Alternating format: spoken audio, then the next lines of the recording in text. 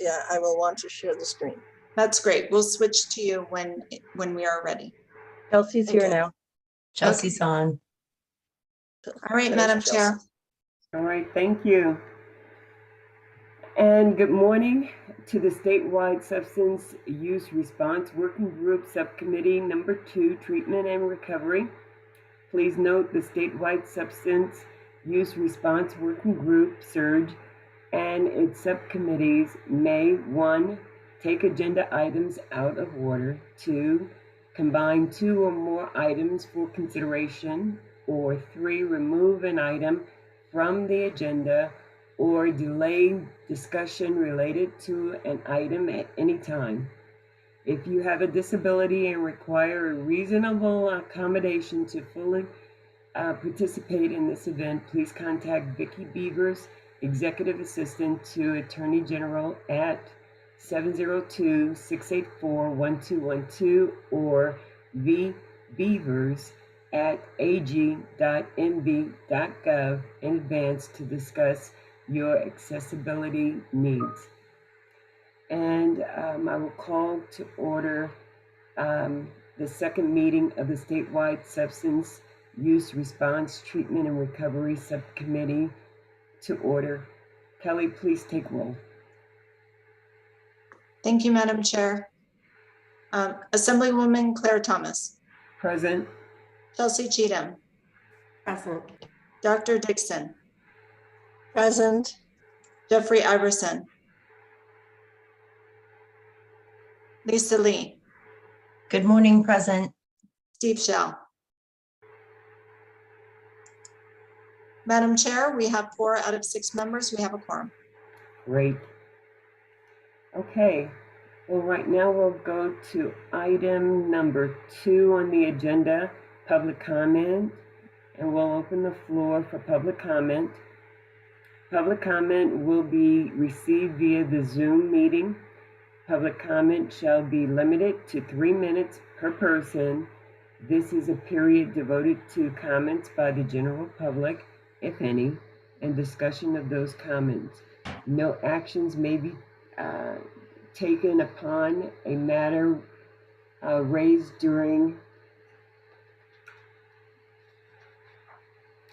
a public comment meeting by the general public until the matter itself has been specifically included on an agenda as an item upon which action may be taken pursuant to NRS 241.020. Madam Chair, I'm looking to see if any members are or participants, guests are raising their hand to make public comment. Thus far, I do not see any raised hands. Okay, are there any public comment from individuals who are joined by phone? Madam Chair, I do not see any members of the public joined by phone. All right, thank you. Okay, so agenda item number 3, we need to review and approve minutes from April 25th, 2022 subcommittee meeting. And the subcommittee members, please review the minutes and note any changes or corrections. Madam Chair, member Lisa Lee has her hand raised. Chair recognize Ms. Lee. Thank you, Madam Chair. I did notice in the minutes that it has me listed as a drug and alcohol counselor, which is not correct. I don't want to put incorrect information out into the public record. I was formerly a KDAC-I, but am not currently serving in that capacity. So I am not a drug and alcohol counselor. All right, thank you for pointing that out. We will make that correction. Thank you.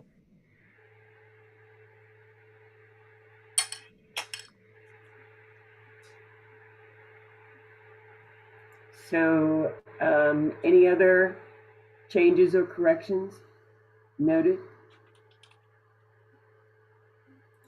If not, I would ask for a motion to approve as amended. Do I have a motion? I'll move to approve. Second? I'll move to second. Dr. Thank you. Dr. Dixon moves and Lisa Lee seconds. Thank Correction, you. Madam was Chair, it was Chelsea. Chelsea Cheatham. Oh, it was Chelsea. Okay, thank you. Sorry about that.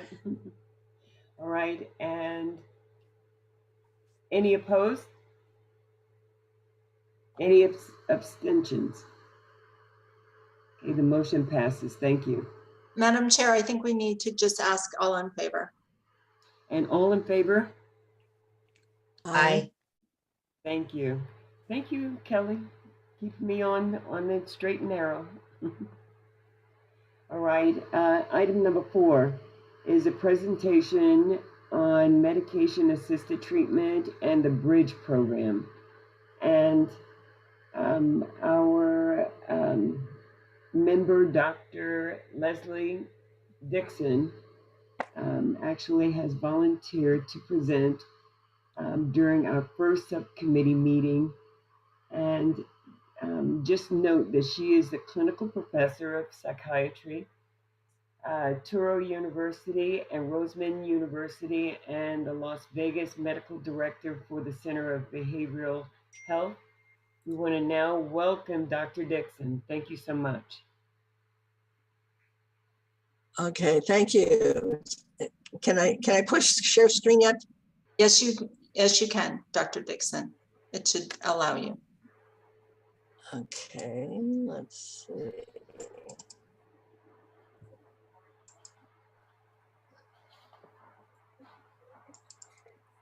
All right. Okay, I do need to at some point correct everything because I don't ever list the Touro University any longer because the medical school has never really gotten off the ground. So although I've never had any formal interaction with them, I don't really consider that any longer. But anyway, moving on. So I volunteered to give this talk because I thought maybe we need to be all at least on the same page as to what we're talking about when we talk about medication-assisted treatment. I lecture on this fairly regularly with students and residents. So I did try to cut a 2-hour lecture down to something less than an hour. So hopefully it won't go too long, but I don't see that we have a lot of other agenda items. So maybe, maybe we'll be okay. So let's see here. And I have no disclosures, although I do work for a company that does this. Okay, so I always start off with, a lot of people have the view of substance users, opioid users, particularly as the fellow on the left preparing to inject, but an awful lot of our patients would remind you more of the lady on the right. They are just regular members of the community who have gotten into trouble with opioids, and frequently from having been given a prescription, but not always. Nowadays, it's less and less of that and more recreational startups. Okay, so I have this, do you have that thing on right above my title? I'm sorry, about Dr. Dixon, I don't understand what you're saying. Well, right at the top of my slide, there's a little thing about closed captioning. Do you see that? I do. If you go up to it, there's an X to the right. You can just click the X. And it won't do anything important. Okay. No, it won't. It'll just go away. There you go. Okay. So, so just for so that we know how the DSM, which you probably all know, DSM-5 is the manual or the lists and criteria for all the disorders that are in the psychiatric and the mental health and the behavioral health lingo now. So opioid use disorder is generally diagnosed with these kind of criteria. People who've been using a lot of opioids, and then they have two of the following criteria, they meet them. Now, most people are going to meet a lot more than these, than two, but it's basically just a lot, using more and more, not able to stop, spending a lot of time, craving or strong desire. They start is taking over their life, so they're no longer, keeping up with things at work, at home. There's problems developing with work and recreational activities, etc. They use them when it may be physically hazardous. They may be developing physical or psychological problems. Now, what we mostly see in terms of what brings people into treatment is number 10 and number 11, which is tolerance, which is when people need more and more to get the same effect, and withdrawal, which is when you do cut back or stop, you have a very characteristic syndrome of symptoms, and which in the case of opioids is very, very unpleasant. I'll talk more about the symptoms later. And so what will happen generally with someone who experiences withdrawal from a substance is that they will find something to relieve that, generally a closely related substance, such as another opioid. In case of withdrawal from alcohol, it might be like a benzodiazepine like Valium or Xanax. But what you want to do is calm that back down and give the body, the brain, a chance to calm down. So by the time they come into treatment, either in a clinic or in an emergency room, they usually experience a lot of withdrawal symptoms and are miserable. Okay, just a little bit about how this all works. Some of you know this, I'm sure. So the way the brain cells work is we start with I don't know if you can, with a neuron on the right, nerve cell, and it's been activated for some reason, and it sends a little message along the axon, and then to its end, to the synaptic knob, and then this neurotransmitter, the little yellow balls, are released, and they go across this little tiny space called the synapse, and they bind to the other side, and there's receptors over there. So we'll use the word receptors a lot in the terms of treating, in terms of thinking about substance use disorders. I think the next slide. So what happens at the synapse is these little balls of neurotransmitters, they're little molecules. They go across that tiny little synapse, and they bind to the receptor on the next nerve cell. And you see the little red balls and the green balls binding to the green thing, that's the receptor. And then they do what they do. And so what happens is when the neurotransmitter binds to the receptor, some action is initiated. And it may calm things down, like in the case of a benzodiazepine, or it may perk things up in the case of something like a stimulant like methamphetamine. Opioids tend to be more calmer downers, and so they bind to the receptor and kind of decrease the idea of a nerve impulse being generated onto the next nerve cell. Okay, so then opioids themselves, they are, opiates go way, way back, and people found this plant, Papaver somniferum, and looks like that down in the bottom corner. That's what an opium poppy looks like.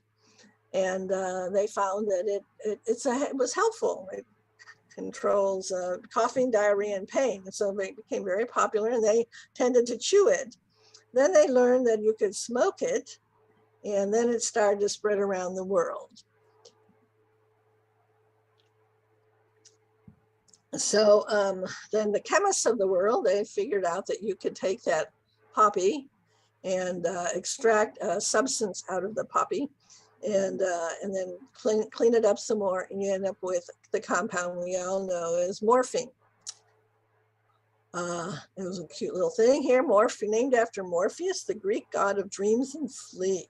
So it is, as we know, a fairly sedating drug. By 1820, it became available around the world. And then to make things even more easy to use, the syringe was perfected so that you could deliver the compound parenteral, in other words, with an intramuscular or in the case of morphine, an intravenous injection. All right, so then the chemists keep working, and they discover that you can make heroin out of morphine, and heroin started to take off. So there's a little word thing here. Opiates are the naturally occurring substances that you can get from the opium poppy, and those include morphine, codeine, papaverine, which you don't see much of, and thebaine, which is actually the chemical a lot of this stuff starts from. Opioids are a bigger group because that means they can bind to the receptor in the brain for opioids. And so we also have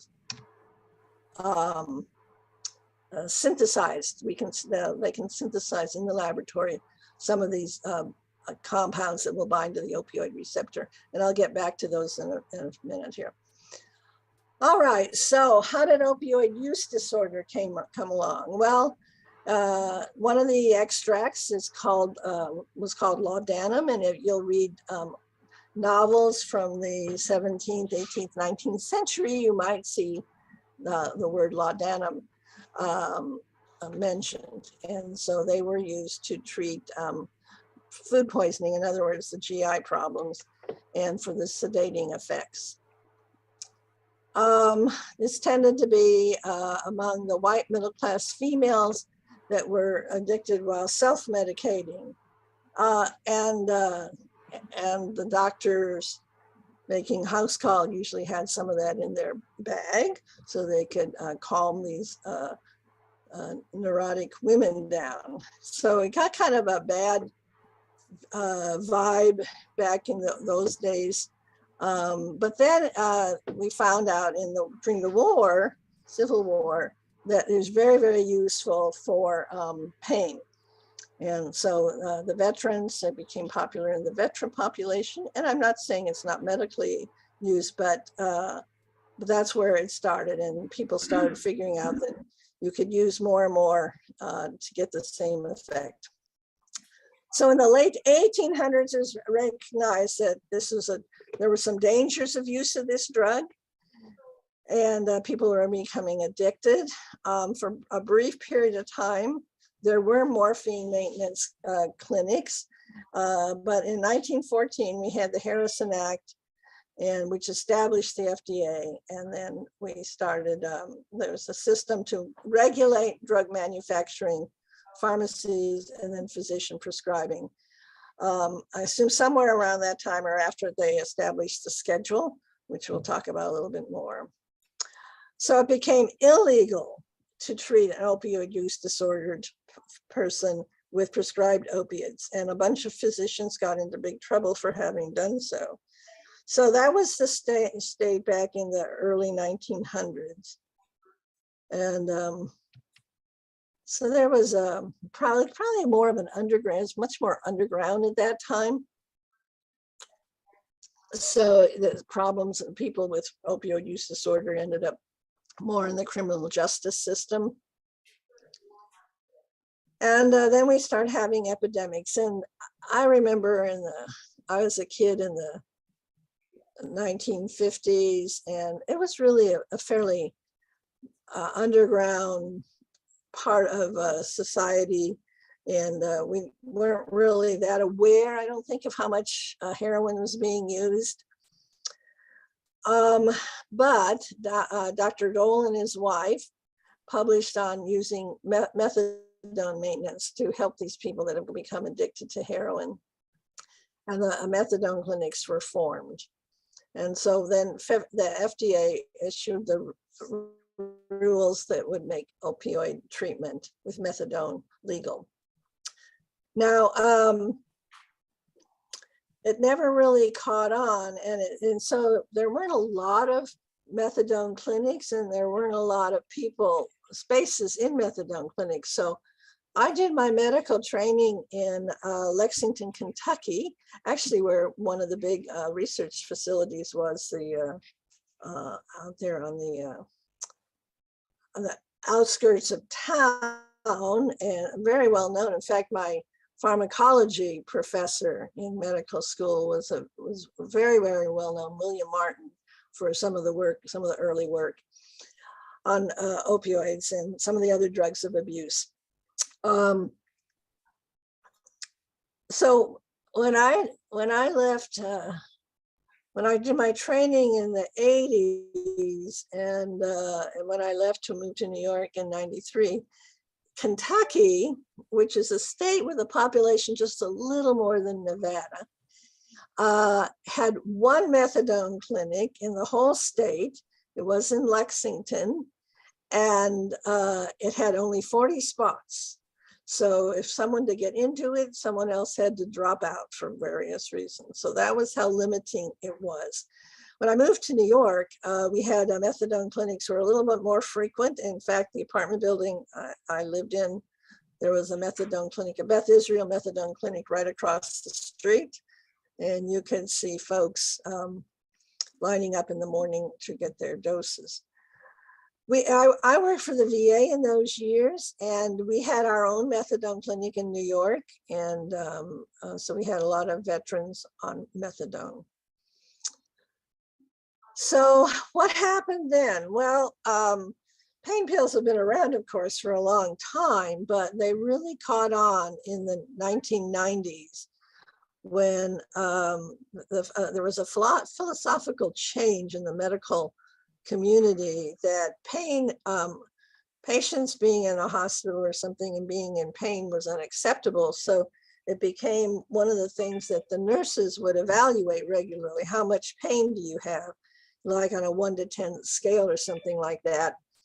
And so if they had pain, we had to get the pain under control. So the pain pill medication prescriptions just really, really took off in the 1990s. Additionally, to help that along was the newer formulations of opioids. And the big one, of course, you probably all know about is OxyContin, the oxycodone, which was made into a long-acting version called OxyContin, came out in about the time I moved from Kentucky to New York. And when I remember being a medical student in, that would be 1980, doing my surgery rotation, we did not prescribe much in the way of medications. We would put, after surgery, we would have them on an IV drip of, or an injection of morphine.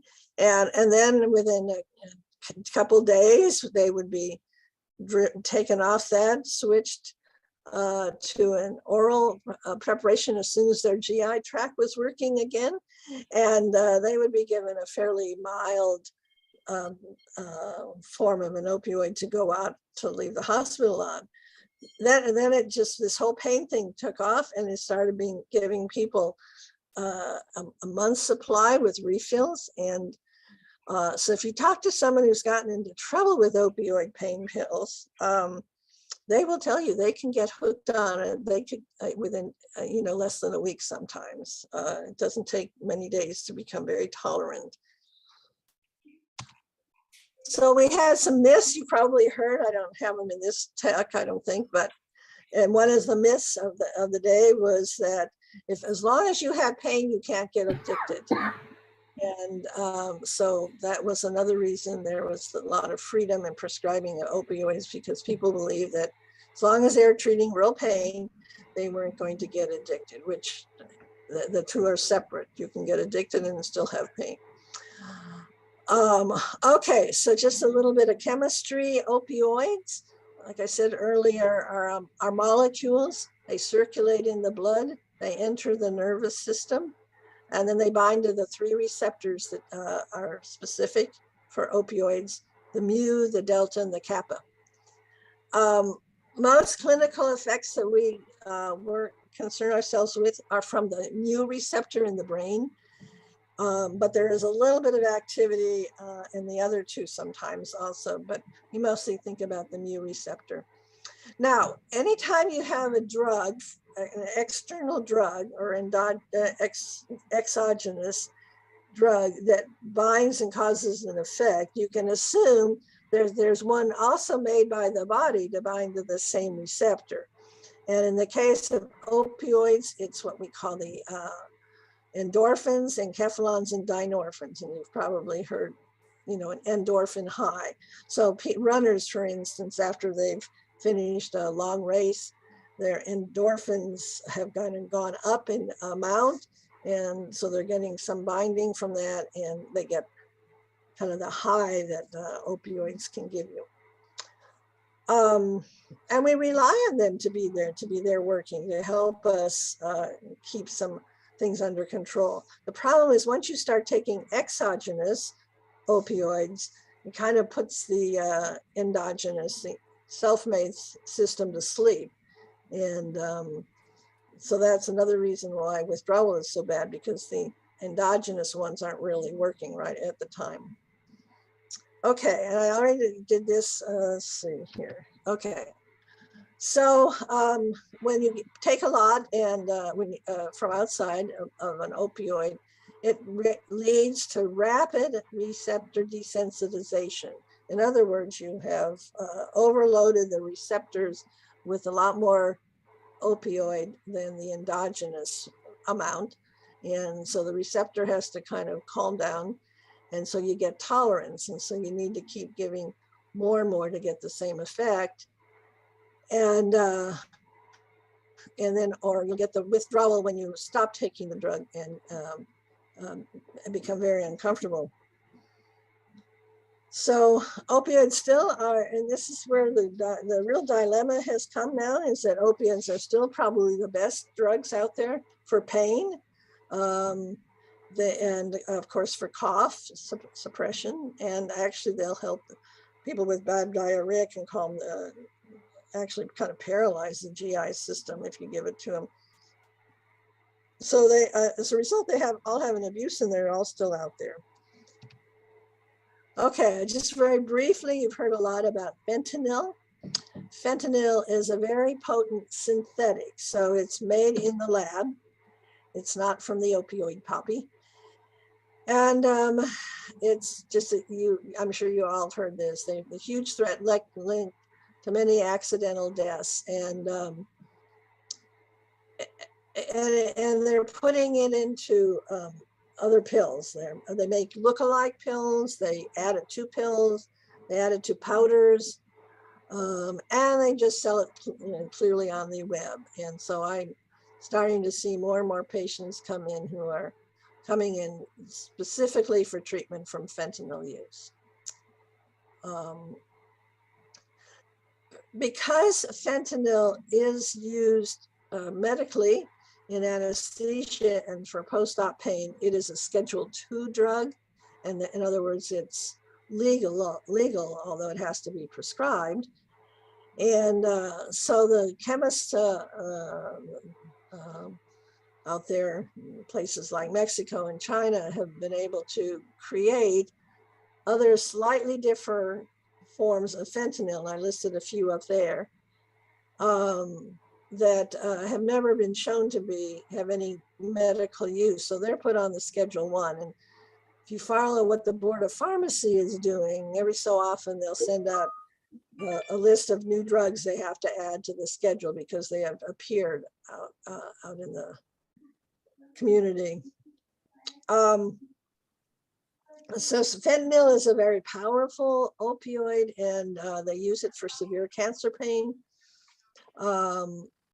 And they will, there's a transdermal skin patches, legal lozenges or lollipops. You'll see people with cancer pain and stuff are prescribed fentanyl. But and as I said, it's being added to everything. One of the recent overdoses in town was a young lady who I think thought she was buying some Xanax over the internet, and she actually got fentanyl and died. So some point we might want to have the legal people talk about what they're doing to try to get this under control, and what they do with the people that are selling it. Anyway, so what do opioids do? Well, they have a lot of effects on the body. The one that our abusers are aiming for is the euphoria. They feel good. It makes them feel good. It also is has a calming effect. And but then it also, some people don't tolerate opioids very well. I remember my mother could never take an opioid. She immediately started vomiting. Constricted pupils, which is one of the things we look for in terms of a patient, will slow their breathing down, kind of an altered. And if you've seen people under the influence, they do what we call, they nod. They kind of like sleeping, waking up, sleeping, waking up. They can be, and then if they're overdosed, they can have pinpoint pupils or blown pupils. The pupils just are, in other words, they're wide open. They become very non-responsive. The heart rate slows down, blood pressure drops. They get this kind of blue-gray color to their skin. And then the lungs fill up with fluid, and they slow, and then they stop breathing. And we'll talk a little bit about treating an overdose. And I'm going to stop for a minute and see if there's any questions before I go on to these other issues. Okay, Lisa, I see your hand up. Of course, I have questions. I'm so sorry. Thank you, Dr. Dixon, for your presentation so far. It has made me realize all the reasons that I did use opioids, right? Because they are effective at treating pain, including emotional pain associated with trauma. I just want to commend you on touching on the racist history of criminalization of substance use, beginning with the Harrison Act in this country. I think it's important to discuss the racist components of criminalization of drug use and mass incarceration. If anybody's interested more in that topic, there's a great book by Michelle Alexander called The New Jim Crow, which is about the era of mass incarceration in this country related to acts like the Harrison Act. I also think it's important, you mentioned addiction several times, but I think it's important to discuss the difference between dependence and addiction, the latter describing continued use despite adverse effects on someone's life. I think it's important to kind of parse those out a little bit. And then you talked about fentanyl. I know fentanyl is relatively new on the West Coast. It had not been present in tar heroin in the same way that it had been present in powdered varieties like China White back east. But I did just have a conversation with a friend of mine who does drug checking in Massachusetts. And I remember a conversation about 4 years ago. She said, it's coming your way. And now it's here and I'm losing like 2 or 3 people a week. She was saying that there are now on the East Coast, so I think it's important for us to be mindful of trends that are coming this way. She said that the synthetic analogs are well beyond fentanyl. They're so compounded, chemically that they're not showing up using fentanyl test strips.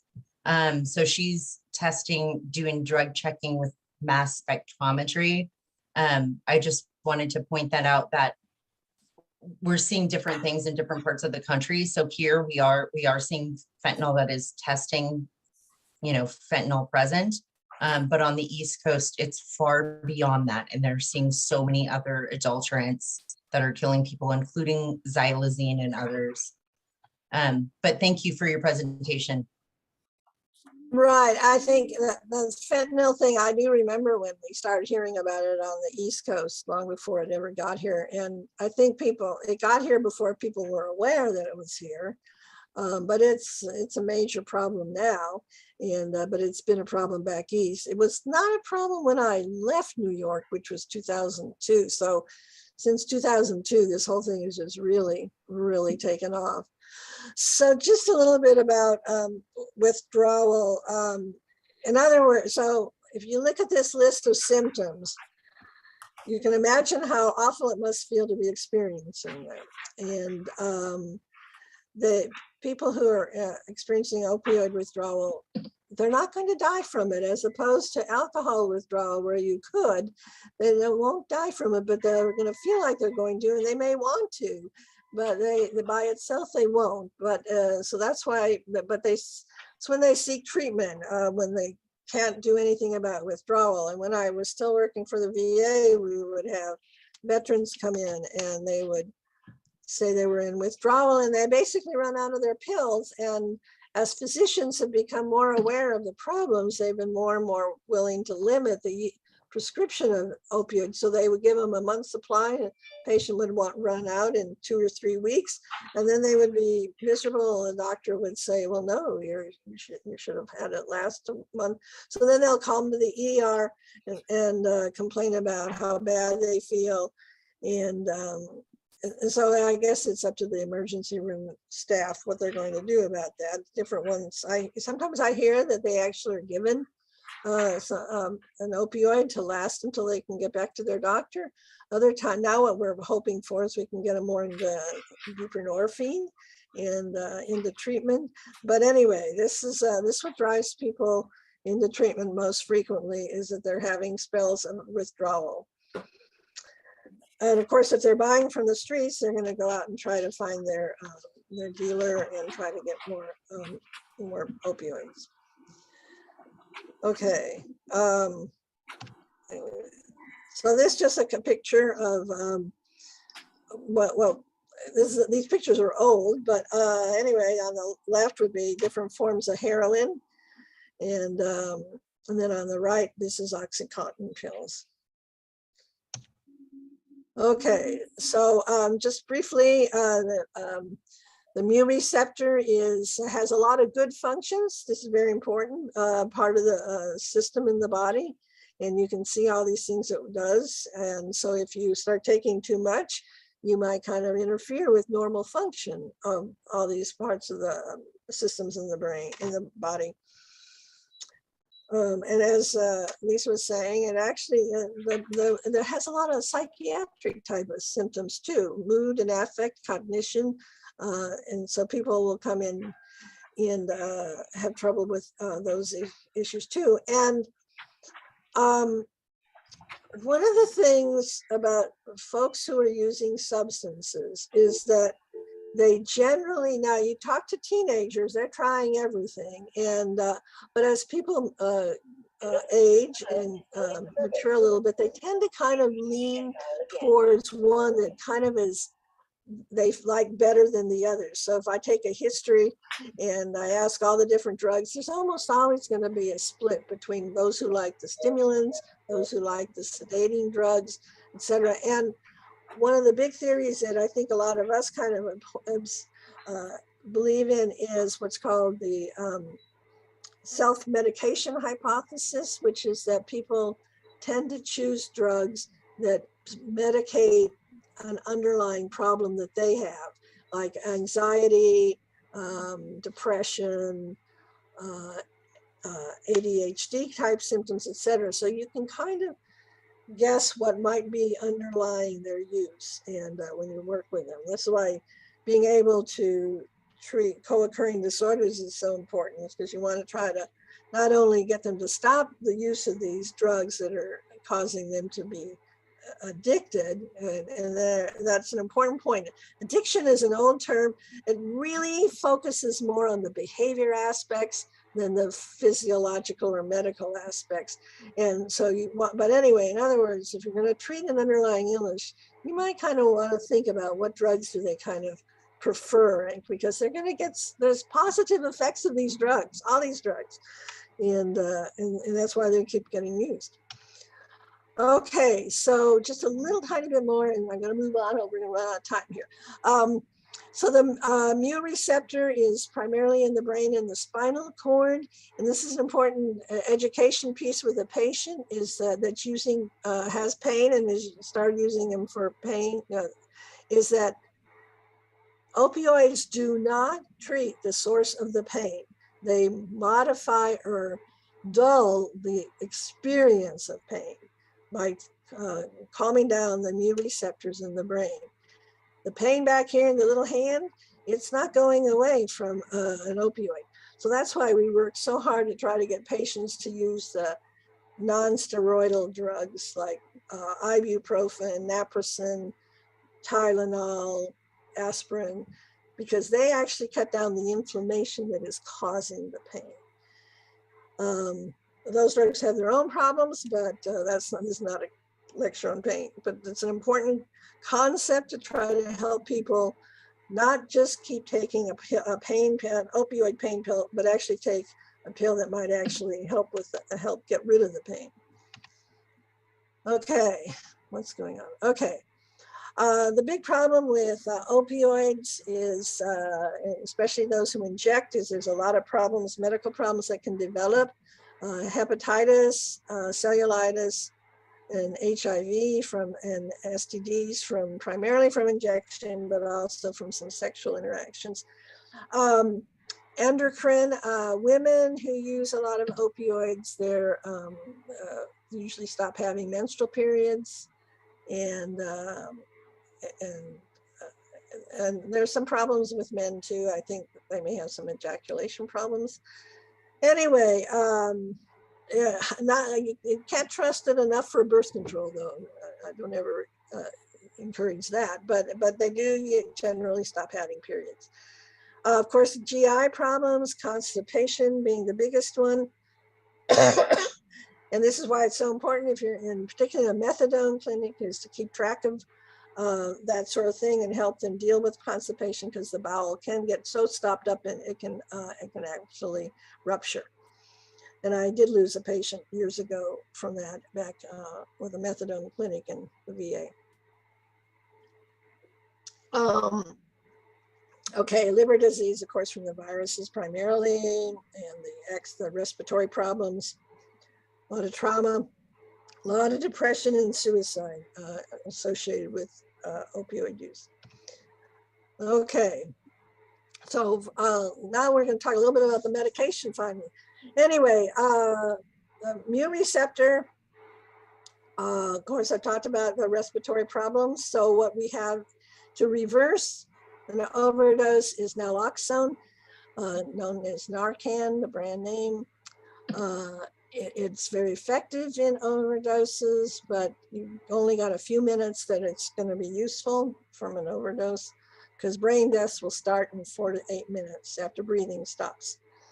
Narcan, unfortunately, can't be used orally. It's inactivated rapidly in the GI tract, so it's always in some sort of other preparation so it can get fast into the body's liquid part. And so we have the injectable solution, which has been around forever for in emergency rooms and things like that.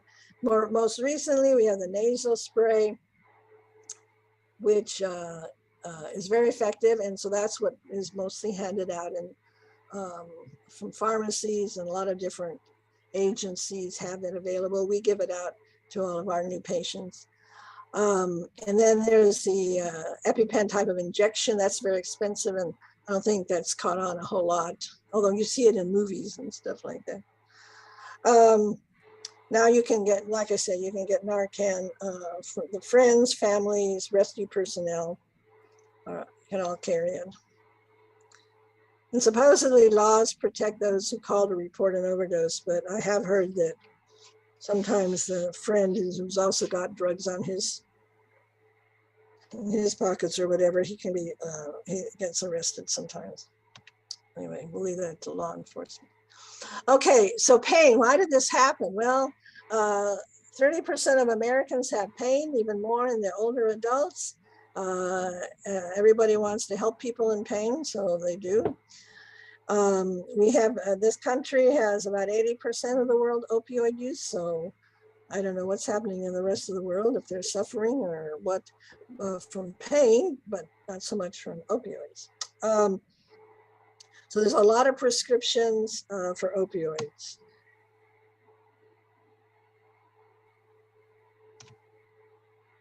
Okay, so what happens, unfortunately, is that they get used a lot in chronic pain, and they may not be as effective in long-term chronic pain.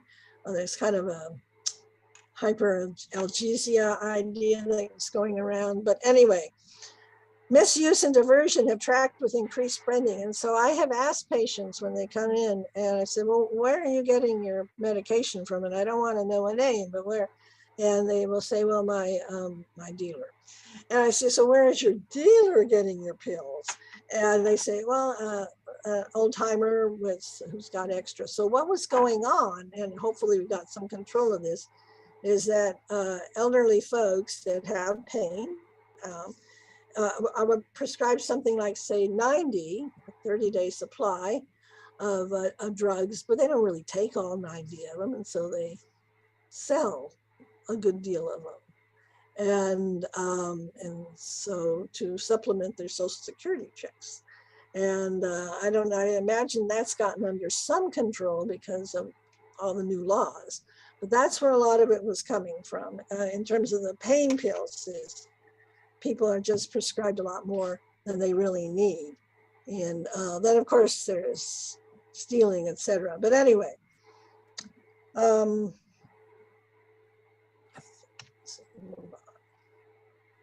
so treatment of opioid disorder, of course, there's a lot of abstinence-based and psychosocial treatments. I'm not talking about those today, but they're all very important. We need the detox facilities, the intensive outpatient programs, 12-step programs, counseling, therapies of various sorts, sober living residences, and we need a lot more of those.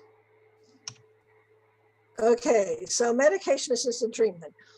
That is kind of the gold standard now for treatment. Not that all of my colleagues believe that, but nevertheless, it is considered so.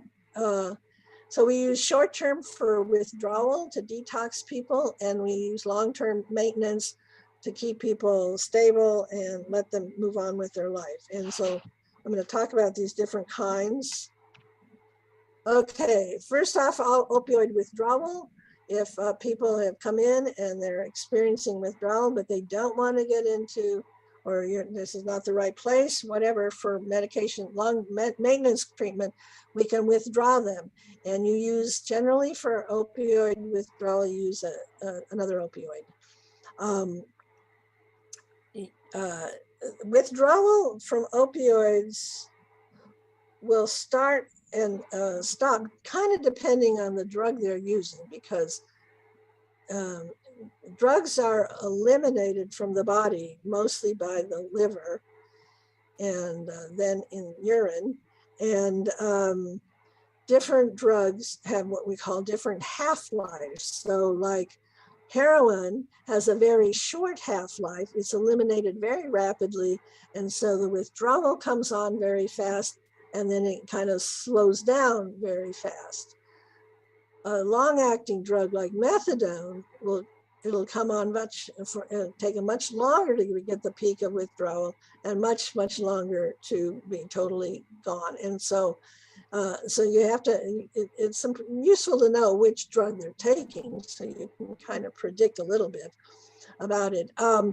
Anyway, so then there's a long-term part of withdrawal too, and that's even after the drug is out of the system and the acute part goes away. There's the long-term problem of bone pain, just not feeling very good, and this goes on for months, sometimes even years. And so that's one of the things that contributes to relapse after people have been clean for a while. This long-term discomfort persists. then, of course, there's all the psychological cues that people experience that lead them back into using. And so when someone comes back after a relapse, and I ask what happened, it's a lot of different things. Frequently, a friend comes into town and they just are sitting around and sharing drugs. It's frequently social, from a social interaction. But anyway, so you can use both methadone and buprenorphine for detoxing from people who want to detox. So what I did take out of this talk is all the medical things about how to do it. So I'm just kind of giving you kind of an overview of how we do medication-assisted treatment and withdrawal. Anyway, the two main drugs now for medication-assisted treatment are methadone and buprenorphine.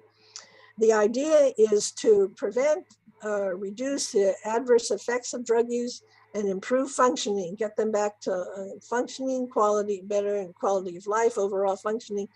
And this is what the exciting part of this business is all about, is when people do that.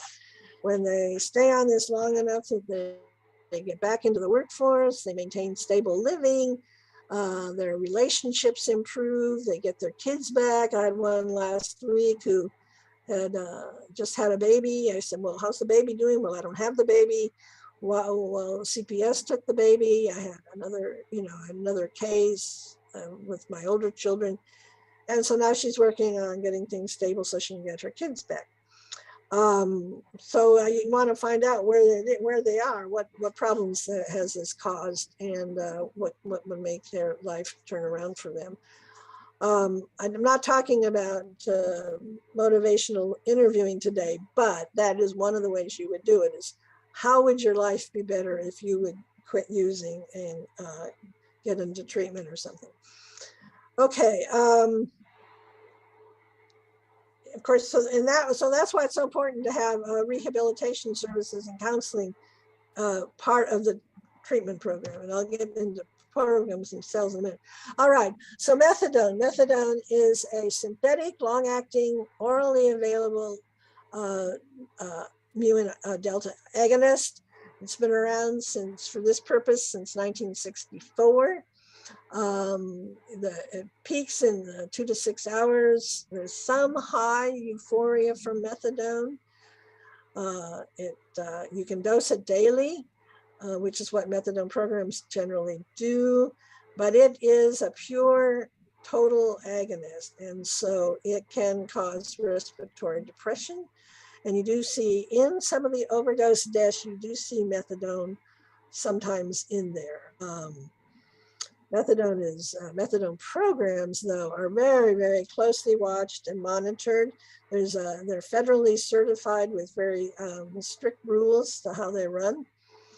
And they inspect. In fact, we had a DEA visit last week.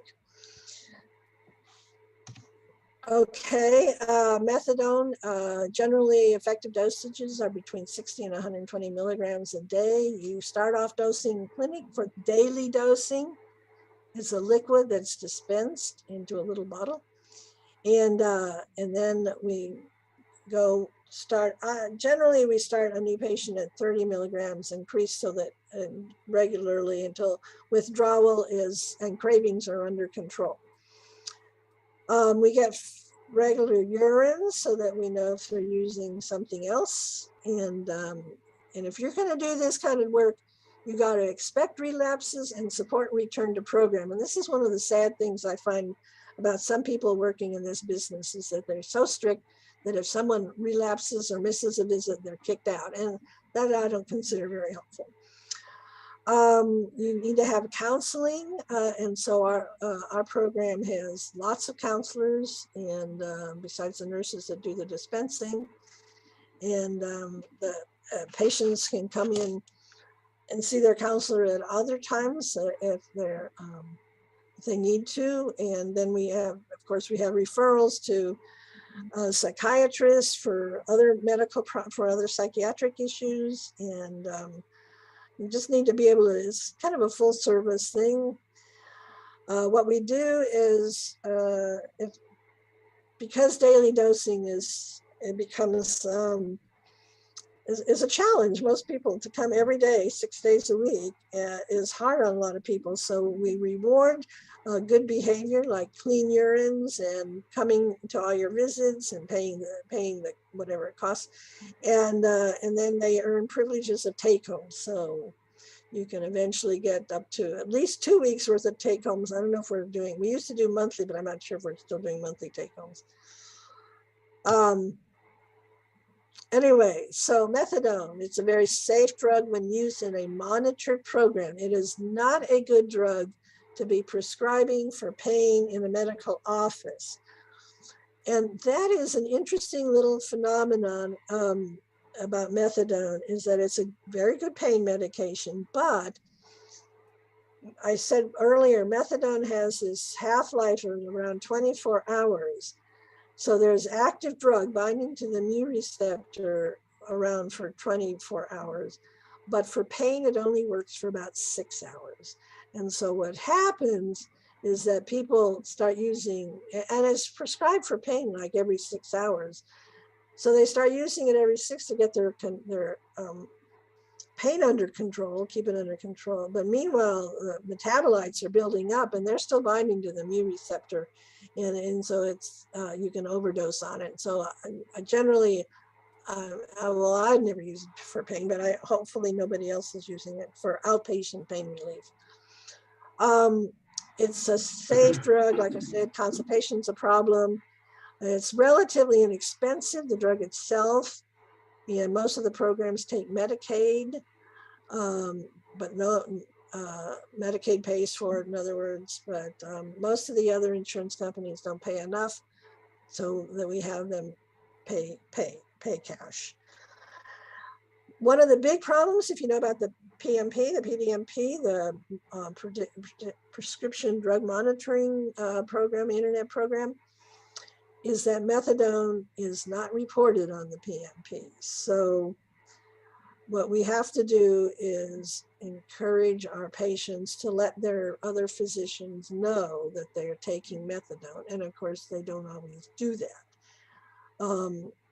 But I don't know whether this is going to change or not, but this is federal rules that, and substance abuse and folks with substance abuse problems are very highly protected medical records also. And more so than any other records, almost as much as more than psychiatric records, actually. And like I say, daily dosing was difficult for some patients, so now we have buprenorphine. And buprenorphine was released, well, it's an old drug, and it's an opioid just like the rest, but it's kind of unique. And it was approved for office-based treatment back in 2000 with the, it's a data, I forget the name. Anyway, so that we could prescribe it for these folks in an office and not have to come to a clinic. And like I say, the clinics are not very, methadone clinics tend to be in very large population cities. They're not out in the more suburban and rural areas of the country. Buprenorphine is a Schedule 3, I think probably because it is a little safer than the other opioids. You can give up to 30 days of a prescription. You have to have specific training and the DEA waiver, which gives you a second DEA number. And SAMHSA tends to list most of these people that are limited, that can prescribe. It was originally limited to 30 for the first year and then 100 after that patients, but now then it was increased to 275 patients. You can have at any one time.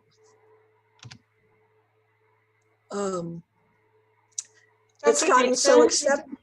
Yeah. I'm just noting that we have about 24 minutes left, and I wondered if you could share with us your recommendations related to medication-assisted treatment, and also your recommendations related to the Bridge program.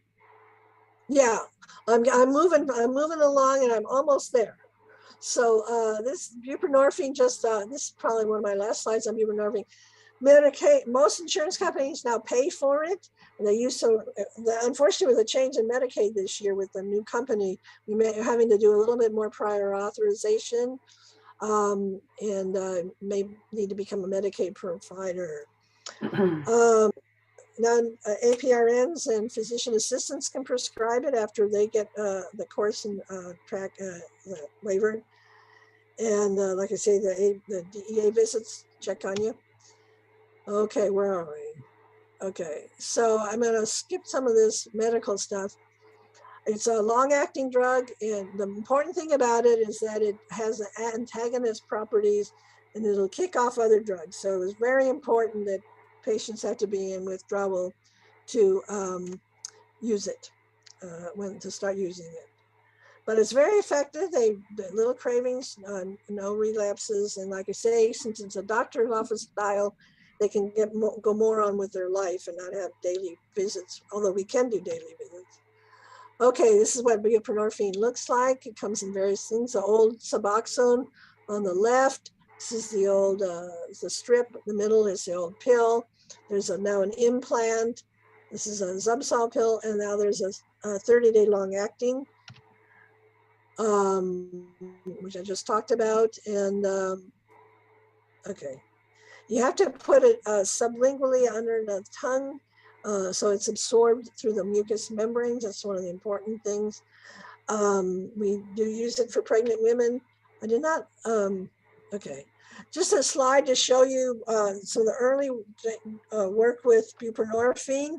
This was a group of people that were detoxed with buprenorphine, but then they chose either to stay in maintenance treatment or to, or not.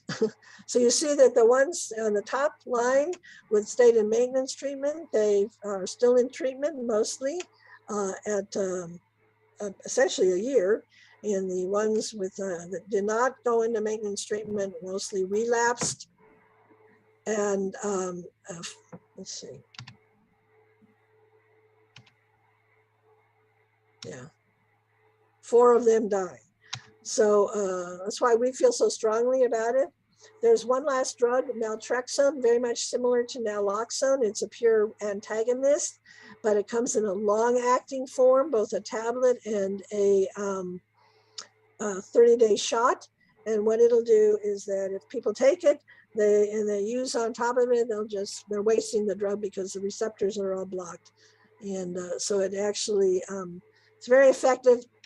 Problem is they don't tend to stay with it unless they're kind of ordered. So we're getting more and more patients coming from jail or the drug courts that are on naltrexone, also known as Vivitrol. Okay, and so here to find someone who's doing buprenorphine or Suboxone, as they say, the SAMHSA keeps a list of all the people that have been waivered and willing to be on the list. Unfortunately, I'm finding that the list is fairly out of date. So this is the last thing here. So we're developing this bridge program. It's modeled on some other programs, very effective in California. We're hearing that they've got about 200 hospitals participating now in the bridge program. And what it is to try to encourage emergency room staff to start buprenorphine in the emergency room and then refer to outpatient treatment. So we need the staff to be on board here. And what the plan is to have a peer support recovery specialist, a community health workers in the emergency room to do the actual counseling and referral. And then of course the ER docs need to know enough about buprenorphine to know how to prescribe. Dr. Hardy, Senator Dr. Hardy is thinking of trying to get something through that the waiver, that don't have to be waivered for just to do 3 days worth of drugs, to prescribe it. So we need the hospitals to get on board. And so Marissa Brown from the Nevada Hospital Association is kind of taking the lead on getting this going. And we're hoping to get some hospitals, kind of a pilot program going with hopefully, she's hoping to get 5 hospitals on board. I think last I heard she had 2 per se on board. This is a reference, kind of one of the first references by Dr. Donofrio, who's known for getting the bridge programs going. And I think that's it. Yes, it's a blank slide. So I know we're running out of time. And so any questions that I can answer? Actually, there's a lot since more we, to this, but Dr. what's that? Dixon, thank you so much. Thank you so much for the presentation. Actually, You're quite welcome. I'm hoping that the committee members, if you do have questions, that you will reach out to Dr. Dixon because we are actually limited on time right now. And there's a big part of this that I wanted to get to today so that we can have the process of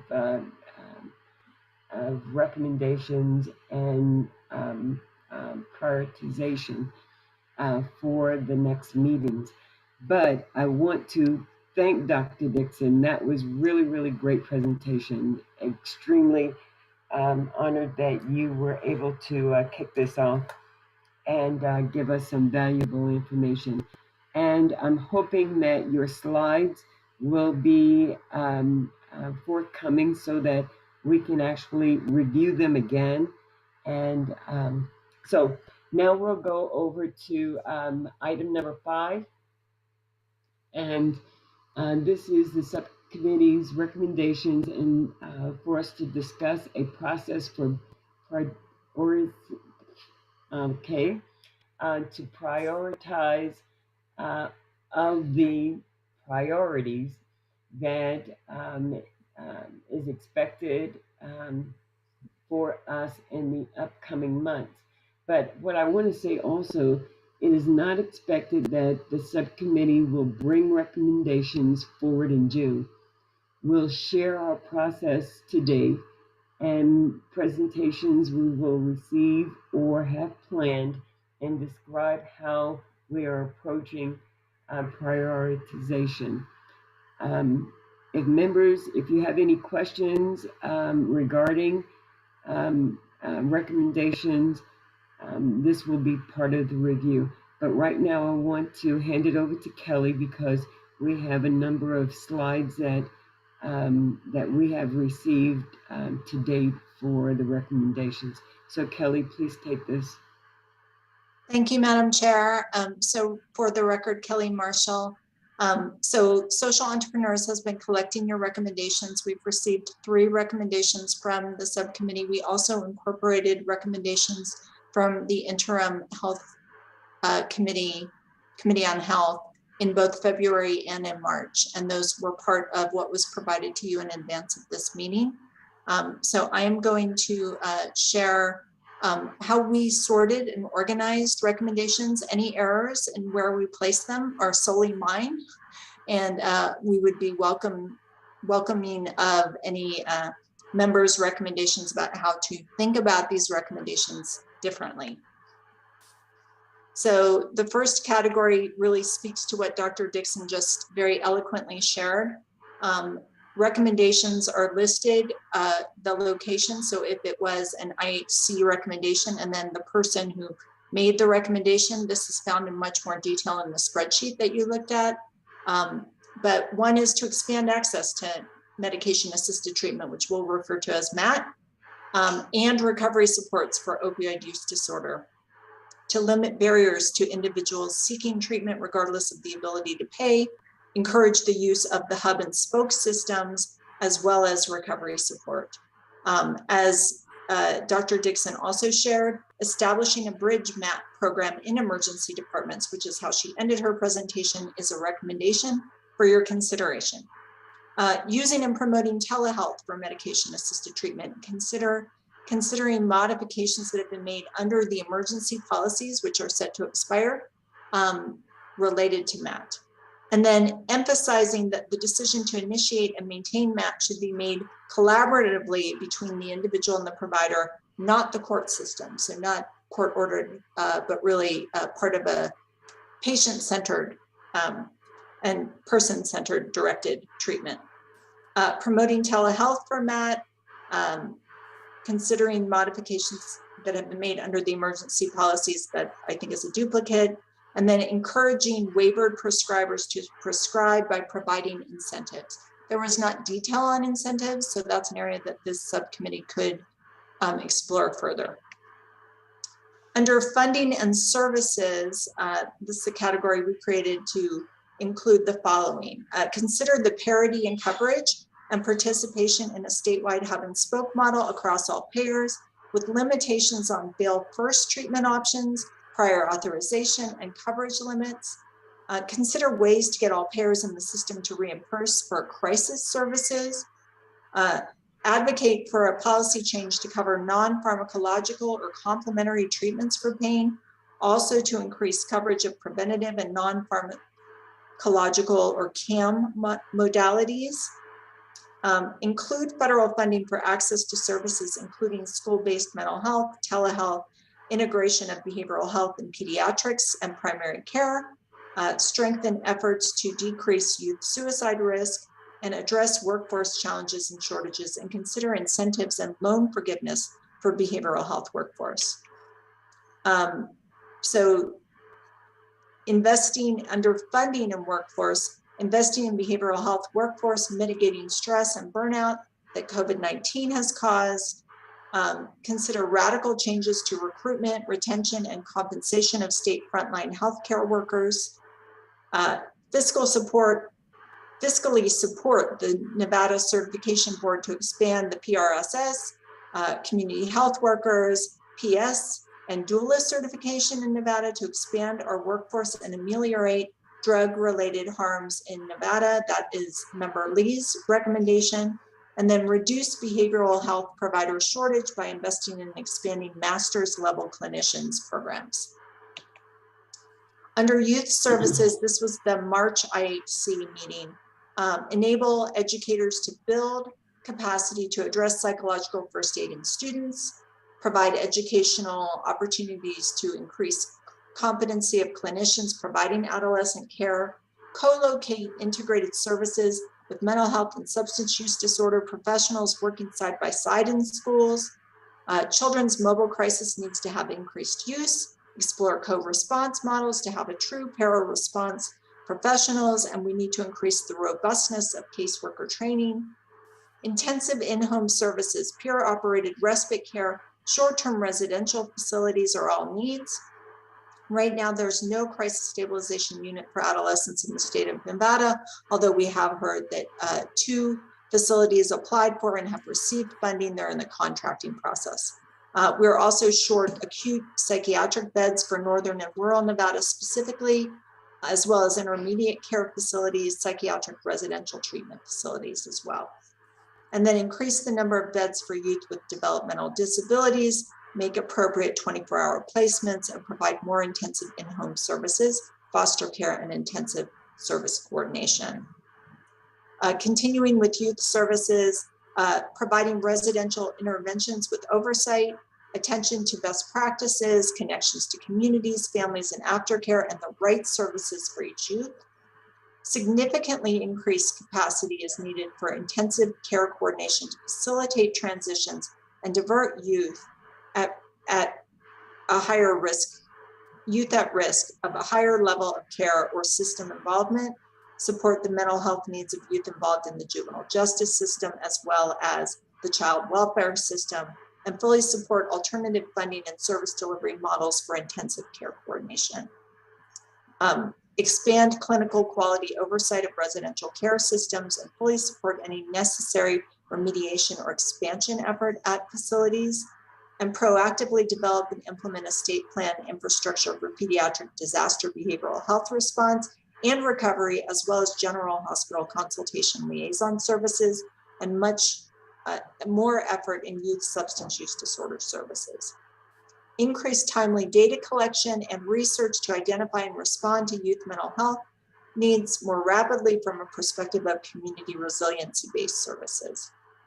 And then in terms of equity in services for special populations, ensure that BIPOC, which is Black, Indigenous, and people of color, communities are receiving overdose prevention, recognition and reversal training, and overdose prevention supplies such as fentanyl test strips and naloxone to reduce fatal overdoses among Black and Latinx, Hispanic individuals in Nevada. That's Member Lee's recommendation.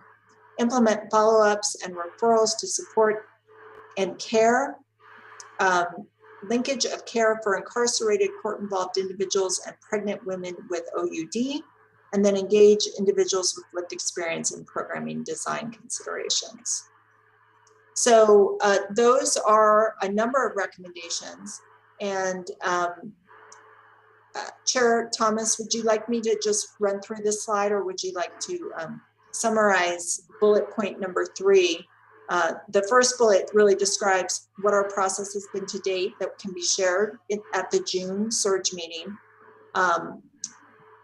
We can also share the presentations we've received from Dr. Woodard and Dr. Dixon. And we did reach out to Kaylin C. as requested at the last meeting. She's traveling at this moment, but did confirm she would like to present. And so we can schedule her for July or August. And then Chair Thomas, I wonder if you want to talk about the process that you are proposing for prioritizing recommendations. Yes, thank you, Kelly.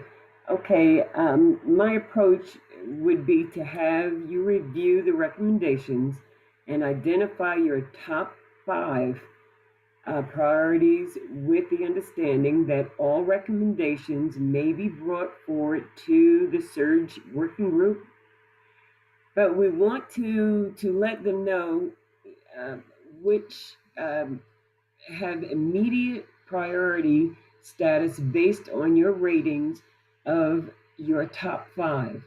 We can maintain a running list of the recommendations after our meeting in July and August.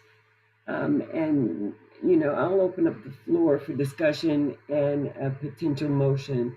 Any members, you know, are you, you know, satisfied with the approach that I feel like we should take on this?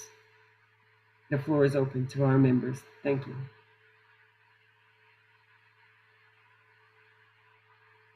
So if no discussion, then I ask for a motion.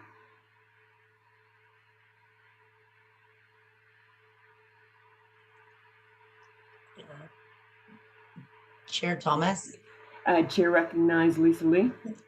can you please clarify what the motion is? Because without the discussion on identifying the top 5 priorities, I was just trying to pull up my list to more carefully examine that. What is the motion? I'm sorry.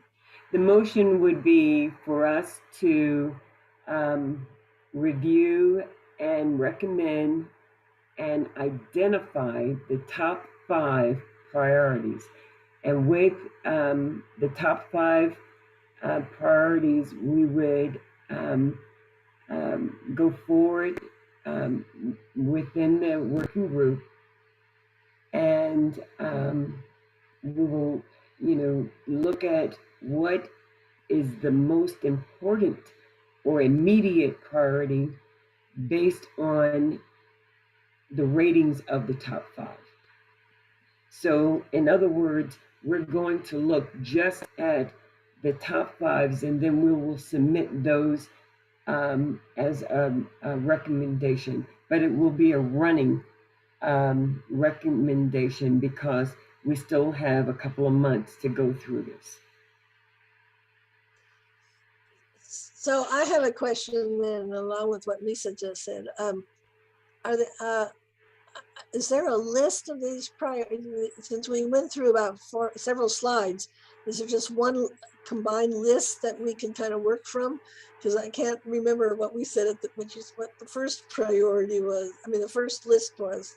And the other thing is that some of the things seem to be, but I think would be maybe potentially legislative, and other things might benefit from funding, which I thought funding was one of our main goals here, is to help decide what might be a useful way to spend the opioid money. So I think we need to maybe maybe classify them as, how would we, so one of the things that always gets me with meetings where you put priorities and resolutions and all these things is the other with no implementation plan. So I think we need to also think how some of these things would really be implemented. Well, this is why I wanted the discussion to go on. So,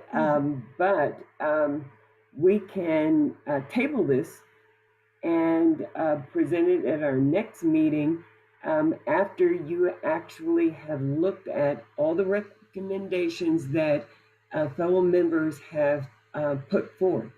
Because this way you have an opportunity to look at them and then decide what and this is what this motion was referring to, what would be the most important in your aspect of recommendations. Chair recognizes Lisa. Thank you, Madam Chair. Lisa Lee for the record. So 2 questions. One is, do we still have time to submit recommendations? From what I understood, there was a deadline for this meeting, and then we could still submit on a rolling basis. So I do have one burning recommendation. I just haven't had the time to sit down and flesh that out. So I would like that opportunity to do that. And then the other thing is, I guess I need clarification. Like, I understand that the ACORN and the SURG are supposed to be collaborating in some capacity to make these recommendations, but based on the ACORN meetings I've attended and then sitting on the SURG, I'm still so confused as to how we work together to make recommendations. And I feel like we're just siloing even further, which is really frustrating, I'm going to be honest. But anyways, that aside, so question about the collaboration, question about, I saw Kelly shaking her head that we still have time to submit recommendations. So I guess that's my question. And I would be happy to make a motion for this body to identify 5 top recommendations to bring to the next committee meeting. Is that the motion? It's the motion I would like to make, I guess. Ms. Lee, Madam Chair, may I clarify a comment, please? Yes, ma'am. Okay, for the record, Kelly Marshall. So I think the important word on the slide that I was sharing, which I will share again, is to make your top 5 independently. So the idea was for each member as a way to move the process forward, to identify what your top 5 would be, again, based on what Dr. Dixon said, either because it's a legislative priority and you want to move that forward, or you think this is an urgent thing that needs funding and needs a funding recommendation. It is not to minimize any of the other recommendations. It was largely to ask members to identify their top 5 and submit it back to SEI so we could synthesize and present back to you. If all 6 of you believed that something was the number 1 recommendation, that then moves you forward in the process more efficiently. So that was the intention. And to answer Dr. Dixon's question, we did provide all those recommendations as part of the materials that were presented to you in draft. So there was an agenda, but there was also all of the recommendations. We can provide those again. There is an additional recommendation that came out after the time for us to post. So we will add that. And then other members can continue to use the survey to submit other recommendations, which we'll bring forward at subsequent meetings. Thank you, Madam Chair. And thank you, Kelly. Now you understand why Kelly is so important to this subcommittee. She is on point. And just a general, does that help explain Dr. Dixon and Lisa Lee? Did she help? Dr. Dixon, I see that question mark in your That's good. Yeah, I guess the problem with the stuff you've said before is that I'm on 3 committees like this, and I get so many things all the time. I can't keep track of what I've read and where I've put it even. So, are you referring to the tracker? That's where the list of or is there a list that's been pulled out of the tracker? It's in the tracker. A list, for the record, Kelly Marshall, Laura's sharing that. This is the list that came from your recommendations or the IHC recommendations. It was provided as a PDF to you in advance of this meeting. Right. And I do remember, and I have read this and I know where it is. It's just that I think, like I said, I think a list of taking those 3 or 4 slides that you just showed us and make them into one list with maybe little boxes to put our numbers in. Because, is that possible? Oh, so you could make a recommendation that I think there's a motion on the floor. So I want to ask Rosalie to help me navigate this on behalf of Chair Thomas. But it sounds like you're also requesting that potentially SEI provide a survey that could go to each member. So they would not see other members' responses, and you could select your top 5 from that survey. That would be very helpful to do it that way. Yeah. Rosalie Bordalov here for the record. If I'm understanding the questions correctly, the motion, am I correct, on the table is to choose a top 5 to bring forward. You could ask the maker of the motion if she'd like to I guess amend the method for choosing. As far as the open meeting law is concerned, a survey, so long as the survey results are then presented at the next meeting in public, that's fine. You just can't have the survey effectively act as polling. That's the action outside of the meeting. But if staff wants, or one individual, one member wants to gather together all the responses and then present them at the next meeting, that would be a great way to do it. So thank you, Rosalie. So I'm looking at an amended motion. Madam Chair, Lisa Lee, for the record, I would like to amend my motion to include the survey to help us identify as a committee the top 5 priorities moving forward for our next meeting in a presentation. Is that correct? Does that fully capture? Okay, great. That's my motion. Thank you. Thank you. And do I have a second? I'll second it. Thank you, Dr. Dixon, his second. And all in favor? Aye. Respond with aye. Aye. Aye. Any opposed? Any abstentions? The motion as amended has passed. Okay, item number 6, moving right along.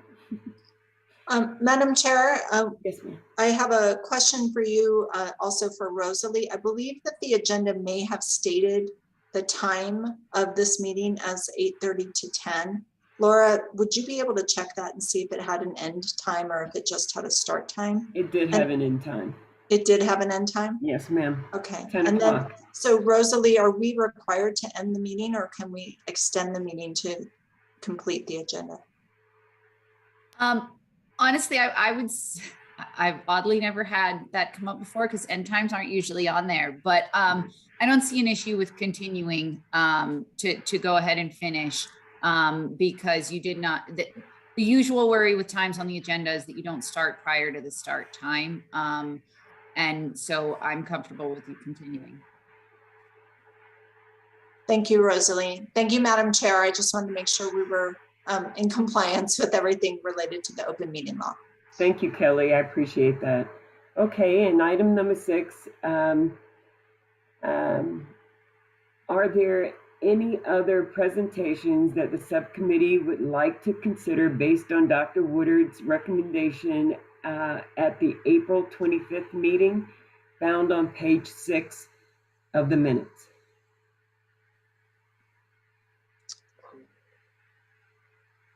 Okay. Are there other And- presentations that the committee members would like to recommend for July and August, with the understanding that Kaylin C. Has committed to a presentation but wasn't able to attend today's meeting? So I'll open it up for discussion and a potential motion.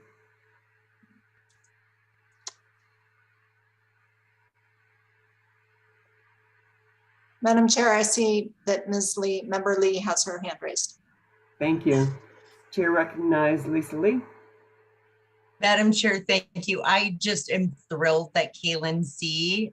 Is being considered to present, and I believe I provided her contact information to someone at SEI. Kaylin has a long record of setting up overdose prevention sites, AKA safe consumption sites in Canada and now New York. She is just a powerhouse. And so I know that last legislative session, we had AB 345 sponsored by Assemblyman Orentlicker to move forward with overdose prevention site pilots in Washoe and Clark counties. So it would be great to hear from an expert on how things are going in New York, and provide some guidance to our states. So, and maybe we could take a field trip. I have no motion though. I'm just thrilled. Okay. Any other members?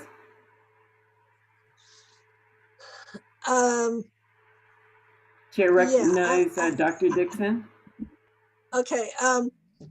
Well, as I alluded to a little bit, and especially since we're in the Attorney General's office, I would like to hear a little bit more from law enforcement and in the and how things are going with trying to get this the availability of these drugs under control, and what's happening. I've heard I'm on another committee with really trying to understand more about how, because especially with amphetamines, if we don't get them off the street, we're not going to get much control of that epidemic. Madam Chair, Kelly Marshall for the record, I believe that the response committee is addressing criminal justice. I believe we have Terry Kearns on this call. And I believe that's a different subcommittee. Dr. Dixon, one of the approaches that we've suggested is that if there are presentations of that subcommittee, that other members such as yourself could be invited to attend, to listen. But I think the question is, you know, we are focused on treatment and recovery. They are focused on response, including criminal justice in that other subcommittee. So do you want to use your time to have them present at both subcommittees? You know, No. I agree with you. I'm not sure. I don't think I'm getting agendas for those meetings, though. Are we? So because you're a subcommittee, Kelly Marshall for the record, because you are a subcommittee member of this subcommittee, you would not automatically get those. However, if you were to go to the Attorney General site, I'm just going to fast forward to that, everything is posted there. And so we could provide you certainly with the subcommittee meeting times. And my understanding from Laura Hale is that the response group is hearing a lot from law enforcement, and there are YouTube recordings available. So you could also access the information that way. Okay, Good perfect. to know. Does that help, Dr. Dixon? Yeah. Okay. Yes.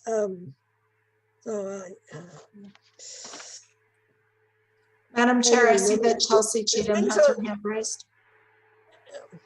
Chair recognizes Ms. Cheatham. Yes, thank you. Chelsea Cheatham for the record. I would like to see a presentation by someone who's an expert in the recovery community.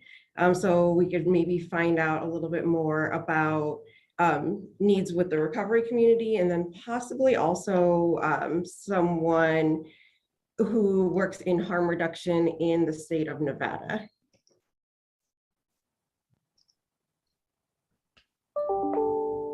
right, we've noted that. Thank you, Ms. Cheatham. Any other recommendations? Madam Chair, it looks like Lisa Lee has her hand raised. Chair recognizes Ms. Lee. Thank you, Madam Chair. Lisa Lee for the record. My recommendation is Tina Willauer from Child and Family Futures. She's the co-founder of the Sobriety Treatment and Recovery Team model that works, it places a caseworker and a peer recovery support specialist within child welfare to work with pregnant persons and parents who use drugs. This model was implemented in Ohio in 1997 and now encompasses the entirety of Ohio, and they're working in Kentucky and West Virginia. I'm working on trying to pilot this here in Nevada. And I think she just offers a wealth of information based on her decades of experience working particularly with parents who use drugs, again, that have child welfare involvement, to offer a multitude of services, including medications for opioid use disorder. They're really keen on offering multiple pathways to recovery for families. And I really think she can speak to outcomes as far as keeping children out of care, out of home care placements. Thank you. Excellent. Excellent. Thank you. I just have a quick question. Do we have any experts that could address our youth, especially the ones that are in school? Because I see that just by news reports, this is potentially or maybe at an epidemic crises right now for our school-age children. Do we know of any experts? I don't, but that's what I'm putting forward to the committee now. Can I clarify, Chair Thomas, Dr. Dixon, experts in what aspect of this for these children? Our youth, how they are engaging in opiates, especially at their age. I don't know if it's peer pressure. I don't know if it's, are they taking their parents? How we can get them into treatment and things of that nature. So I do want to say something about youth. First off, some of my younger patients will tell me that they have started using opioids and of course other drugs in their early teens, so yes, a lot of this is starting, it's in at least in probably middle school and then high school. But we don't generally do medication assisted treatment with anybody under 18.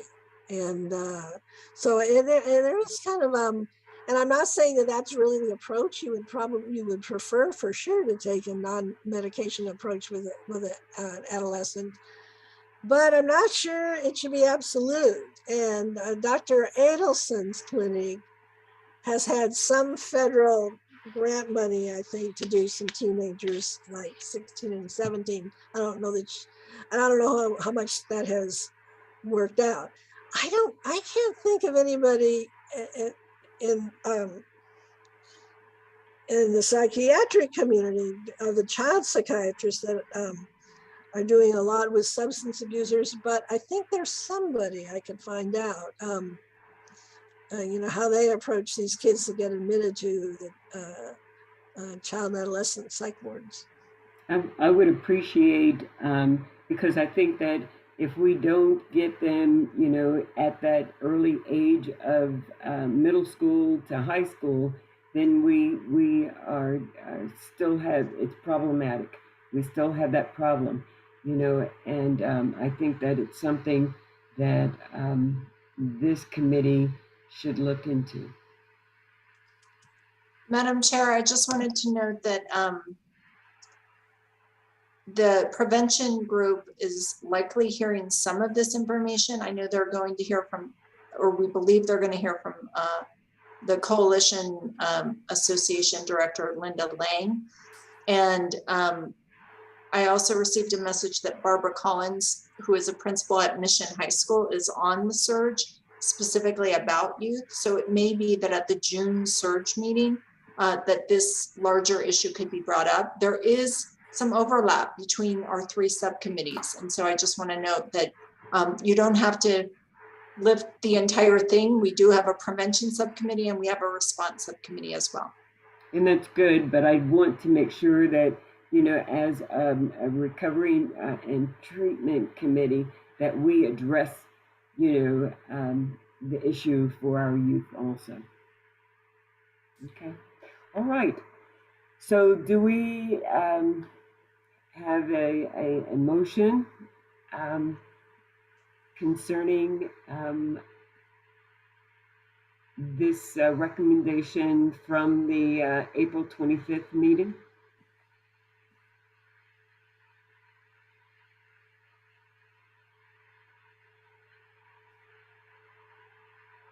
And just to make it clear, presentations that the committee members we have just discussed, that's on the table. So we need to bring that forward as a motion. So with the understanding that Kaylin C. will be our next presenter at the next meeting. So do we have a motion?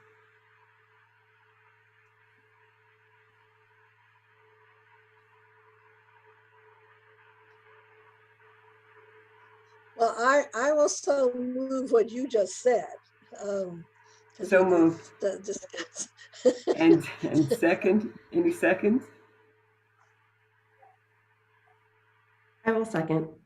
Thank you, Ms. Cheatham. So we, all in favor, signal by aye. Aye. Aye. And any opposition? Any opposed? Any abstentions? The motion passes. Okay, and our final agenda item is public comment. And public comment will be received via the Zoom meeting. Public comment shall be limited to 3 minutes per person. This is a period devoted to comments by the general public, if any, and discussion of those comments. No action may be taken upon a matter raised during a period devoted to comments by the general public until the matter itself has been specifically included on an agenda as an item upon which action may be taken pursuant to NRS 241.020. And Kelly, do we have any public comment? So Madam Chair, I do not see any hands raised currently for public comment, and there are still no members who are joined solely by phone with a phone number. All right, thank you so much. So with that, we will adjourn and no further business. This committee is adjourned. Thank you everyone for participating today. Thanks, everyone. Aye. Bye. Bye now.